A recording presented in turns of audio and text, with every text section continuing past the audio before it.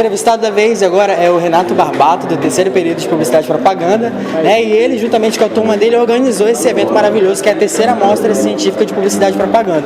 Eu queria que você contasse um pouquinho como é que foram os bastidores, teve muita briga, muita confusão, se saiu tudo certinho, direitinho. Conta um pouco pra gente. Publicitário é assim, né? Teve um pouco de confusão, mas na medida do possível tudo aconteceu. E assim, essa terceira mostra científica vem com uma proposta de homenagear personagens da publicidade, né? E foi isso que a gente tentou trazer.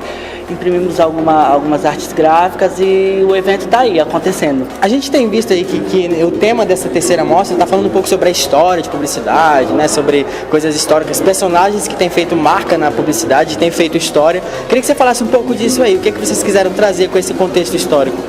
A gente quis retratar, né?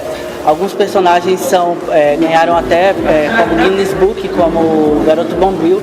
Isso é um retrato muito importante para o cenário da publicidade, né? É valorizar a comunicação no âmbito da publicidade. E vamos ter outras coisas também, como a palestra, né, do Amador Visual, que vai trazer a linguagem urbana para a gente, uma palestra bem legal.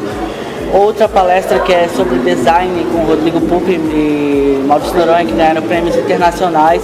Então a gente quis abrilhantar, né, esse lado da publicidade.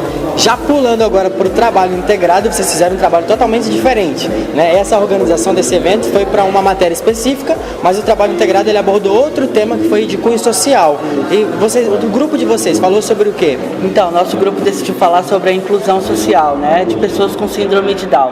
Então é um tema extremamente delicado, mas a gente veio com um slogan de abraçar de cara, que é se envolver com as pessoas que têm síndrome de Down, né? Elas são tão sensíveis quanto nós, então a gente quer que essa diversidade humana alcance mais pessoas, como alcançou a gente.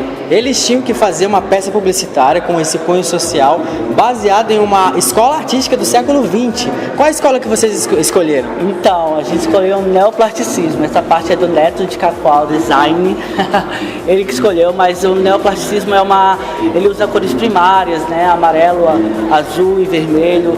Ele é bem objetivo e concreto, assim, não é uma coisa muito elaborada.